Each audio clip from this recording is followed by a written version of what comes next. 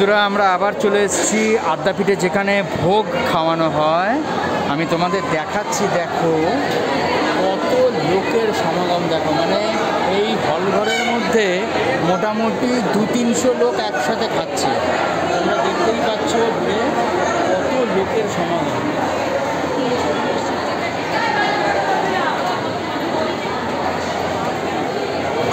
তোমরা দেখতেই পাচ্ছ মানে এখানে সব এখন এই প্লেট বিলি হচ্ছে, এরপরে ভোগ বিতরণ শুরু হবে।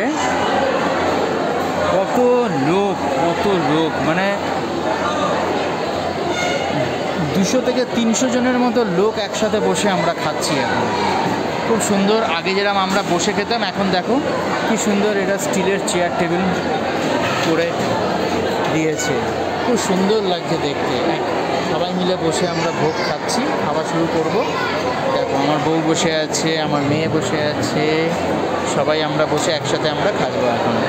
তোমরাও এখন দুপুরের টাইম লাঞ্চ করে নাও, আমরাও খাই। হ্যাঁ, কী কী দেবে ভোগে আমি সব বলে দেবো তোমাদের। এখন সবে লেবু দিচ্ছে, নুন দিচ্ছে। দেখো সবাই দেওয়া শুরু করছে। দেখো একজন ভদ্রমহিলা সবে নুন দেওয়া শুরু করছে। দেখো দেখতেই পাচ্ছ তোমরা, এই একে একে সবাই এখন খাবার দেওয়া শুরু হবে। ঠিক আছে, তোমরাও খাও, আমরাও খেয়ে নেব, আমরাও খাই।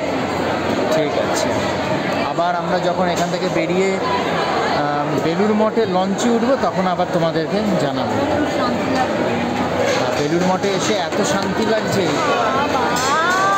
শান্তি লাগছে মানে বলার, এত সুন্দর লাগছে, মনটা শান্তি লাগছে। আজ বহু বছর পর আমরা এলাম, প্রায় আমার তো প্রায় বিয়ের খুব ছোটোবেলাতেই আমি এসছিলাম। তো আবার বিয়ের পরে আমার বউ বলছে 20 বছর পরও এসছে।